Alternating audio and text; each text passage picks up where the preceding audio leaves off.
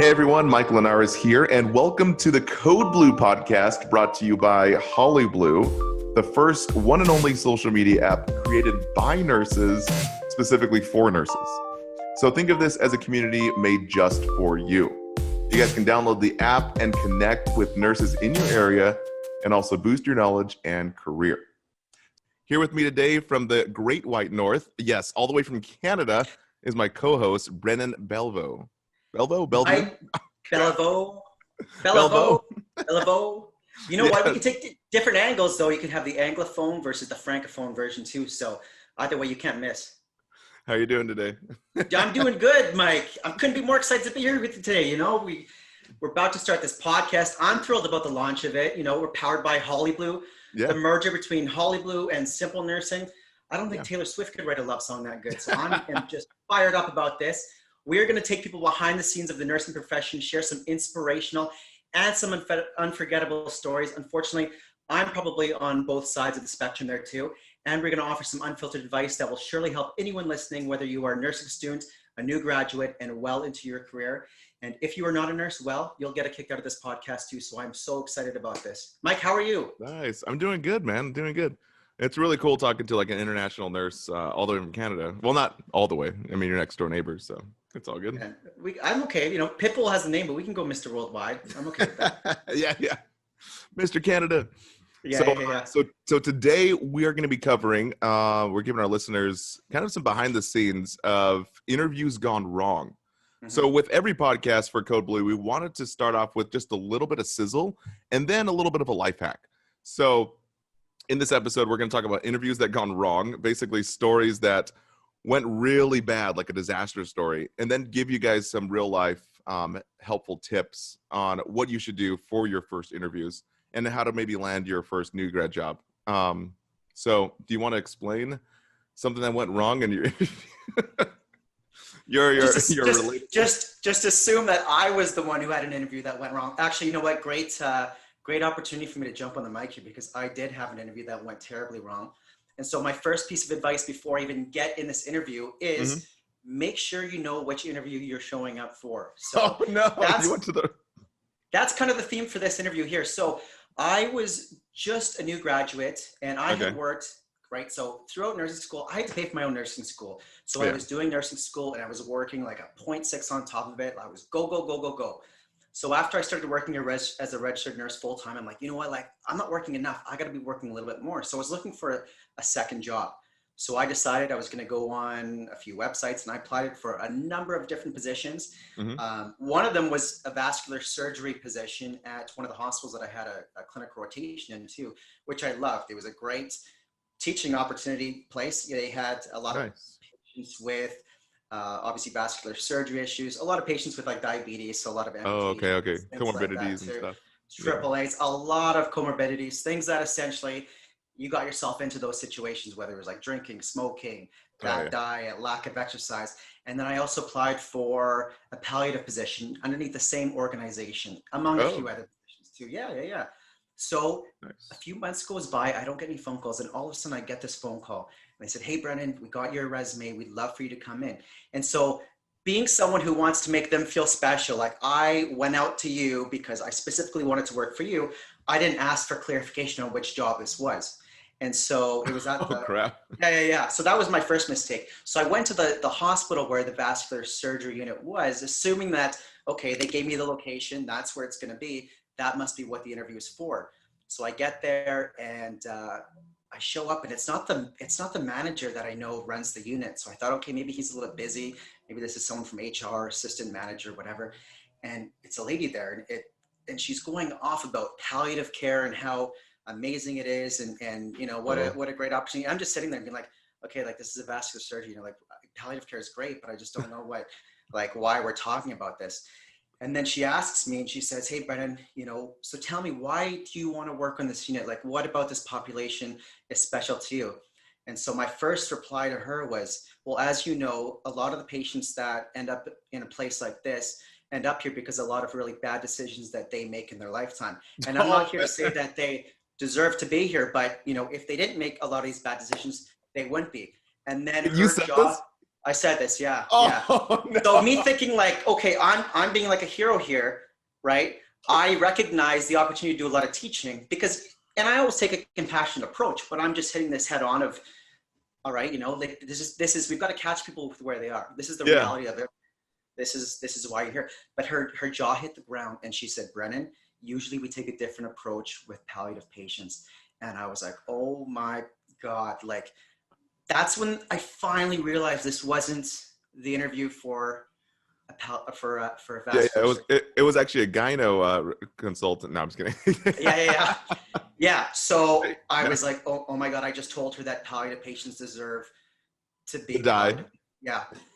Which, for the record, I do not believe. I think it's a very incredibly rewarding field to be in. But that took a lot of backpedaling to save myself from that one. Oh man, did you tell her, like, would you take a step back and was like, hey, I thought this was a different interview, or did you just roll with it? No, man, I doubled down.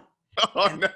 I know. So then I started thinking of things from my theory session where we did talk about palliative patients, and I talked about, taking this journey with palliative patients of, when they're healing, we're healing, and when they're suffering, we're suffering too. And she pulled in the housekeeper who was walking down the hall, and she said, that was the most beautiful thing I've ever heard. I want you to tell him that too. She ended up offering me the job at the end of that interview. Yeah. Whoa. See, okay, so that goes to show all the listeners that, you don't have to be perfect. It's not how you start, it's how you finish, right? What's more important, the start or the finish? Yeah, exactly. But highly would recommend not telling people that palliative patients deserve to be there, and knowing which job you're actually interviewing for. Very important. Yeah, that's probably very. It's funny because my brother. So before I got into nursing, I was a paramedic on the ambulance. Yeah. And then my brother, he was telling me that, don't make the same mistakes he did with interviews. He applied to like so many different companies. And now he's working for like LA Fire. But he remembers showing up to like a few of them, not knowing anything about the company at all, not knowing anything about the values of the mission or what he was really applying for. Mm-hmm. So from him, he gave me a lot of good advice, like research the company you're going for. Yeah. Exactly how many patients they service, what kind of demographic, and what their mission is, So, mm-hmm. Yeah, those are all important things too. Yeah. So when I came down to work in California, again, originally from Canada, I went on Glassdoor.com, a few different websites like that too. Again, researched all the same things that your brother did. I went in there prepared to tell those organizations more about their hospital than they knew. And not only was I able to do that, but I went in saying, this is who I am. This is what I know about you guys. And this is why I'm the perfect fit.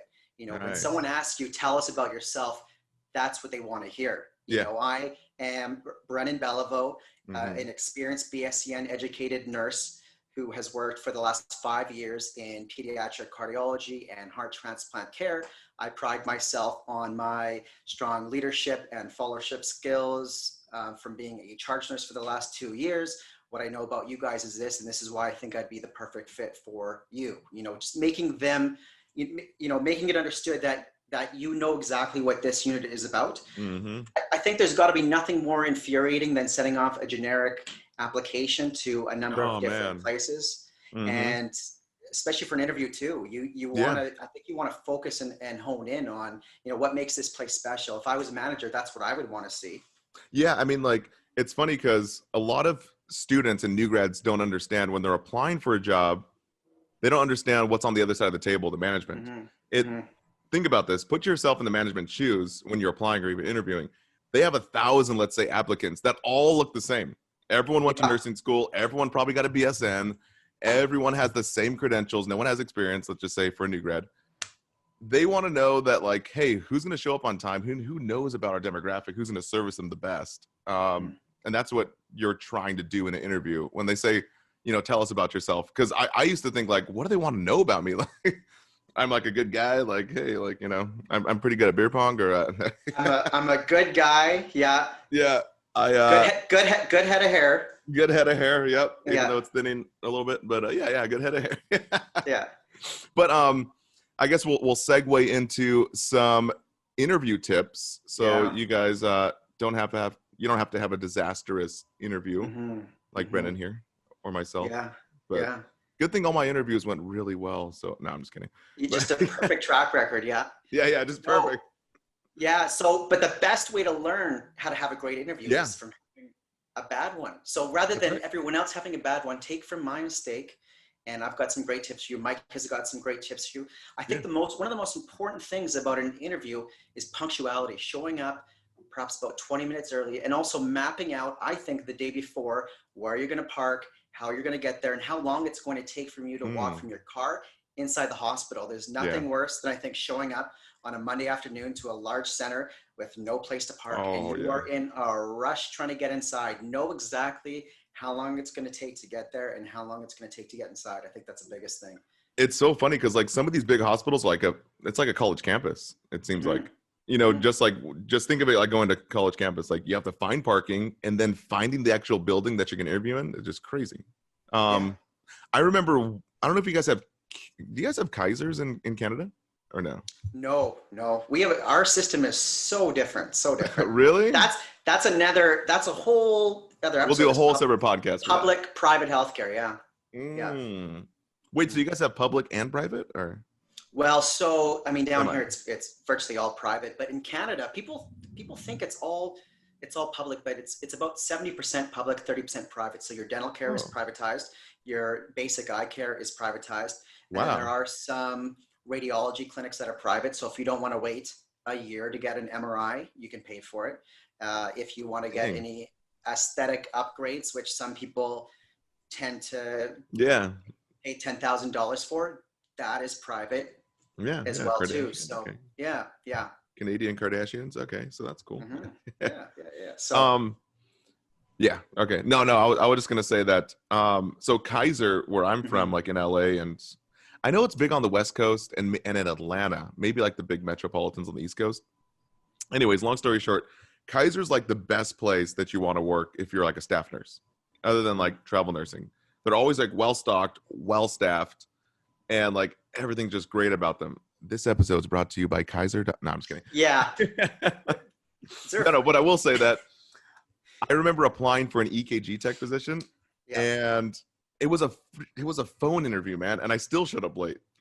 So all I got to say is like punctuality is key. Just knowing where you're going, what you're going to be doing, and then you want to talk about some resume and what to bring and how to present yourself. Yeah. First off, I hope I get some of that, whatever checks are coming in from Kaiser for that free plug right there. That plug right there. Yeah. Two, I would always recommend bringing enough resumes for the people that are going to be interviewing you, and also having one for yourself too, to kind of go through and follow through with them as well too. If you show up to an interview with nothing in hand, I think that is not a good approach. You want to be prepared because they're going to have questions for you, and I think you want to have hard evidence of exactly what it is that you were able to show them too. I think sometimes on an interview, you might be a little bit nervous or flustered. Make things easy for you and make things predictable as having all of your experience, your education, your courses, everything. You're not going to remember when your state license is going to retire, or when you expire, or when your PAL certification is going to expire. Those are all things that you can have written down. So having your resume there is so important too. I also think having a cover letter is extremely important. Like you said, a resume where everyone has a BSEN, everyone has a lot of the same courses and certifications. The cover letter is like a one-page conversation you're able to kind of separate from the rest of your colleagues and the crowd, and to really let people know who you are and why you are fit for this job too. So having one of those perhaps on hand as well is really important. And then I also think dressing to impress, when you're there, look presentable. That's such a huge part of it. I used to be a hockey referee, very Canadian job. And that was one of the biggest things is if you blew the call, if you sold it, if you looked like you knew what you were doing, that was 50% of the job right there. When you show up to a resume, your shoes are polished, you're dressed to impress, you look professional. Yeah. It's huge, right? So, you don't want to be showing up with, looking like you, like just scraggly, rolled out of bed. Scraggly, all that stuff. Yeah. So presentation is huge, and being prepared as well. Yeah. I can totally see that, because think about this. Like I always tell, we're going to talk about this all the time, but putting yourself on the other side of the table in the management shoes, I mean, think about it. You're going to hire someone that represents the manager who hired them. Do you really want the person that you hire that's going to represent you on the unit, you know, to not be prepared, not be on time, and then just look like, you know, trash showing up to their first impression of you? So, Yeah. yeah. Not a good look. Not a good look. And then in the interview too, would highly recommend, you know, sitting upright, making eye contact, and addressing each interviewer as well too. One of the best things that I could recommend is when I went on Glassdoor.com and was researching interview questions from different hospitals, is I would actually write down the common interview questions that people were posting for the position that I was applying for, and then I would make mock answers at home, and I would walk around my apartment and I would actually answer those questions. So by the time I was sitting across from the managers, it was on the tip of my tongue and ready to come out. So I wasn't fumbling my words. I was presenting everything, you know, fluidly, and I was able to kind of make contact, eye contact. My hands were up, my shoulders were up, and rather than, you know, looking down, staring at my feet and trying to think about what I'm going to say. So that was a huge piece of advice that I could give off right there too. And confidence is such a big thing when it comes to that as well too. So just like the hockey match, dude. Just like the hockey match. Yeah. Could be you have 10 feet offside, but if I sell it like it was, you know, it was onside. Yeah. Wait, so what was the website again? Glassdoor.com. Okay, and then they can go on and research the company they're interviewing for. And yeah, so what people do is they have employees that will actually go onto the website, and then you can look up. People will give a rating about the organization, and then they'll post interview questions that they had, so other people can go in, see which questions that they had, and then take it from there. And that's what I did when I originally interviewed for a children's hospital down in Southern California, and that's how I was able to kind of prepare the best way possible too. Like I went in there and I think I must have known 90% of the questions because of that research, and it really helped me. Yeah, it's so funny because students, they pass their NCLEX and they think like everything's over, right? But they have to understand that, like, you know, the interview process is a game too, in a sense that you have to prepare for it. You have to like do all these hacks and just master it, just like they did the NCLEX in nursing school. So, well, exactly. And you got to think, as soon as you pass the NCLEX too, everyone that has just passed the NCLEX is going to be applying for jobs at the same time too. So you have to do whatever you can to separate yourself from your colleagues, and that's a great opportunity to do that. That's huge. Yeah. I mean, like I always tell students to have at least 3 questions or 3 stories in their back pocket. But you mentioned you have 2 or 3 questions prepared for the interviewers. You want to touch on that? Absolutely. So at the end of the interview, managers often ask you, do you have any questions for us? And it is such a great opportunity to show that you've been assertive, that you want to know more about the organization and the unit and the job itself too. So questions that I would recommend asking are, what type of orientation or training do you provide for your employees? Another question is, are there any opportunities for continuing education or mentorship? So they always want to see that you are someone who's going to be keen to want to learn and grow within your role. And then a third question too is, what advice would you offer to a new nurse on this unit specifically as well too? I think taking that initiative to want to be as prepared as you can specifically for this new role is huge. When I first started in pediatric cardiology, I had actually reached out to the clinical nurse educator and I asked her, what are the most common diagnoses that you guys see here? What are the common medications, surgeries? And so I went out and tried to do a lot of research before I actually started in that position. So at least I had just a little bit of a foundation when I came in, and that really helped. And I think they really appreciated just someone taking that first step and accountability for my own practice and my own learning as well too, versus, you know, sitting there and saying, no, I don't have any questions. When am I going to find out? You know, it's like, how much do you guys pay again? How much time do I get off? So I know I brought it up 3 times, but do I still get those 2 weeks off? You know, I mean, like, those are the internal stuff, right? That you can, like, you know, but like, in order to, you know, really impress the management, to recap what Brandon was saying. So ask for more training, what kind of training they provide, what kind of education you can to further yourself, and then also what kind of advice they would offer to someone new on the unit. All those things kind of make sure that, you know, you're the team player. They're basically just filling out a team, trying to find the key players that are going to be their MVPs. So the hockey reference, right? You got to go to the World Cup. Is the World Cup? No. The Stanley Cup. Yeah. All right. Yeah. It's all good.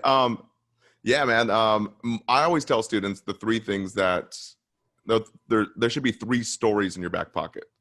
And so there should be a story of, number one, somewhere where you kind of went above and beyond, with any job. Like, let's say you're a bartender. One of my friends actually worked in a restaurant, and she said that one of the ice machines was broken, and it was broken for weeks, and everyone was just passing by. And she just took some time after hours just to take a look at it. And apparently something was wrong with it. So she did a little research, and it took her like maybe an hour, and she kind of fixed it, or got a consultation to fix it. And she didn't have to do that. But that was a great kind of idea, or a story of she went above and beyond outside of her roles. One of the second stories that you should have is how, what was I going to say? Oh, how there's like conflict inside of a working situation and how you're able to resolve it. Because again, just as Brandon was saying, you want to be a team player. They want to know, especially being a new grad, being able to delegate to other people below you. And it's the first time you're going to be doing it. They want to know that you're able to kind of resolve conflict and also be that team player. And I want to say something on that too. So if there is a conflict in the workplace, the number one answer that you need to say, and the number one answer that managers want to hear is, if there's a conflict with a coworker, the first thing you do is have a one-on-one conversation with that coworker, rather than going straight to management. Often things can be a misunderstanding, or they can be solved just by talking to that one person. As soon as you go behind people's back and you go to management, then that's where other issues can rise, and it can cause massive issues in the unit morale and tensions, and things can often be mitigated just by having that conversation too. So, and things can be a learning opportunity. I remember one story where I had a preceptor student, and the policy was, when you opened a sterile water bottle, it was good for 24 hours. The student believed it was for 7 days. So rather than get in this conflict, I said, you know what, that very well could be the case. I knew I was right, but I said, why don't we pull up the policy together and just take a look? It'll be, we'll find the answer out together. Well, I was right, it was 24 hours, but rather than get into this conflict, we solved it together, and we're able to learn from it and move on, rather than me going, oh my God, to the instructor, what are you guys teaching at this university here? It was just a learning experience. We were able to move on from it, and we were able to kind of continue on a good relationship. So the first thing you should be doing is talking one-on-one. And then if it can't get resolved, or if it's a little bit more serious, then obviously you might have to escalate things too, especially if patient safety is at risk. Oh, yeah. But I mean, most of the time it's usually petty stuff. It's not even patient safety usually. Yeah. And to kind of piggyback on what you were saying is that, not only does it show you your communication skills of how to handle yourself on the unit and be a team player. The biggest thing is being a team player and going above and beyond. But it also takes relief off of the management who's going to hire you. And it's like, is this going to backfire on me? They're going to come to me with all these problems all the time, and they're just going to be a nuisance. So that's the other thing. Okay, so the third thing, now I forgot it, but hold on, I remember it. Oh yeah, the third thing is, dang it, I keep on forgetting it. Oh wait, dang, it's like right there. I need something like that omega-3 gel inside my brain or something. The third thing is the weakness. They always ask about, do you have any weaknesses? Or is there anything that you would improve about yourself? Have you got that question before? Yeah, I have. Yeah. Okay, what would you? It's a tough one. It's a tough one to answer. There's always like a canned, so the canned response that is probably outplayed. You're trying to expose me right now. You're trying to find out my weaknesses. Yeah. Well, I have none, okay? I'm Superman. No, it's hard. It is hard. I think one of my weaknesses when I first started was I was not able to delegate tasks. I used to think that delegating was a form of weakness. Really? Yeah, I did. Asking for help. I was like, this is a sign that I'm a failure. If I can't do everything on my list, maybe I'm not a good nurse. But working in a really acute setting like pediatric cardiology, you have to delegate. You can't do everything. Don't delegate the most important things. Don't be like, hey, they're about to pull pacing wires here, or, my patient's about to go, or do you want to do this? Because I need to go for my 15-minute break. So you guys got that? Like, that's good. No, like, you take the most important things, and if someone needs help just getting a urinal or a dressing or something, you can delegate those tasks if you've got 4 or 5 things all on the go at the same time. But that's something that I had to learn. That was a hard thing for me at first. Was it weird to kind of transition into like, telling people what to do in a nice way rather than being bossy, or was that kind of like, no, I should do it, or I can do it, like, how was that like, until, hey, you get my vital signs, or like, oh, it's a delicate conversation, I think, but I think like I didn't jump on the overhead and then start making commands. Yeah. This is an announcement. Yeah. Susan, get off of Facebook and do true, this. yeah. But no, I think you just explained that. Hey guys, I'm a little bit swamped right now. I've got this, and this on the go. Do you mind doing this task for me, or do you mind seeing what the mom in this room needs? Like, just if you present like if you and your job. Yeah.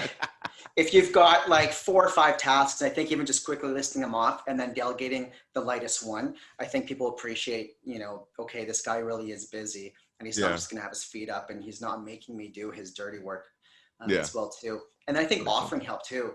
I think when people are looking a little bit busy, saying, hey, how can I help you? You look a little bit busy. I think that's the biggest thing, especially when you're new on a unit after you get the job, is offering your help, especially for the first 90 days. Because think about it, like, you're joining the varsity team and you're the new guy, right? And you're like the rookie, and everyone's looking down at you like, oh gosh, do I have to carry your weight? So just trying your best to do your job. And if you have downtime, to be a team player and help out other people, it's going to go a long way to really make the senior nurses like look on you and be like, oh wow. And then usually after 3 months, then you can like relax a little bit. I always recommend new nurses bringing something in the form of sweets to the unit. I don't know, maybe twice a month for their first 3 months. So, oh, sorry, go ahead. No, you go ahead. Oh, okay. Oh, thank you, sir. Yeah. No, I was going to say that. Delegating. Yeah, the delegation. Yeah. When you get a moment, go ahead. Yeah. No, I was going to say that the weakness, when I usually get that question about the weakness, like what's your weak area? I usually have students say turn a weakness into a positive. So there's like a few canned responses that I used to use in a sense. I mean, I really did mean them, but one of them was sometimes I'm too hard on myself, like if you mess something up, or if something doesn't go right, like even like minuscule stuff, then like you get down on yourself too much, but you can be better next time. Or even the delegation one, maybe you need to be more of a delegator because you feel like you're giving off your job to someone else. But yeah, I think the most important thing is, if it's a weakness, it should always be something that can be improved upon or fixed. Mm-hmm. If you start presenting things that are non-repairable and could be detrimental to your ability to perform and do your job safely, that's probably not something I would say. Yeah. You don't have to be completely honest in a sense that, it's not like an interrogation. I remember my very, very first job interview on an ambulance company as an EMT. I was like, oh yeah, I'm chronically late all the time. I was like, oh gosh. And my brother got on me because my brother set me up with the interview. So but did he set you up for another one after that, or what? Well, apparently, like, they were really hurting for EMT, so I got the job anyways. But they were desperate. Okay, they were pretty good, yeah. But I worked on my time management, and I wasn't perfect, but I was better. So that's all we can ask for at the end of the day. That's all you can ask for, yeah. At the end, you know what's funny? Okay, so this is kind of an off the script stuff. If you guys are still listening to this podcast, I'm still here. Yeah, you're still here. Okay, so let me ask you this: if it's true in Canada, but definitely true in LA. Apparently, you can be the one of the worst nurses, right, with the worst bedside manner and like super late on patients' requests and things like that. But if you show up on time and you never call off, like, and you always update your whiteboard, right? Like, management will love you and they'll like kiss your feet. It's like what? I remember seeing this as like a bedside tech, and I'm like, what the crap? So I don't know. I'll tell you something. So this whole whiteboard phenomenon down here is, we didn't have a whiteboard situation in Canada. Really? We didn't, because again, public healthcare versus private, it's not as it's not as business like. Yeah. Interesting. And we're all perfect up there. So Yeah. No, Everyone's perfect in Canada. Yeah. No. I honestly feel like Canada is like a better version of like the United States because there's like population control. Like there's like, 10% of US and like everyone's friendly. Everyone holds the door open for you. It's definitely a colder version, that's for sure. Yeah. And it's just a little bit different, but we're all friendly. We're all good people on both sides of the border here. Yeah. You guys don't have like a Florida or a California, like unless Whistler is that like the warmish or like BC? Whistler's like mountains. Oh, all right, never mind. Yeah. Well, British Columbia, is that like your California in a sense then? Yeah, no. So if you go through like the Okanagan, Kelowna, that's where a lot of athletes will actually go to. Like we used to go there. It's like probably like 100 and some in the summer. Beautiful. Like the desert runs down British Columbia through Arizona. Whoa. Oh yeah, it's incredible. Yeah, but it'll snow there in the wintertime. Yeah. Damn, that's crazy. Yeah. Really nuts. All right, man. Well, that wraps it up for our very first episode of Code Blue podcast. Thank you so much, Brendan, and we'll see you guys next time. Thank you guys so much for listening to the Code Blue podcast. Don't forget to download Holly Blue, the one and only nursing app for nurses created by nurses.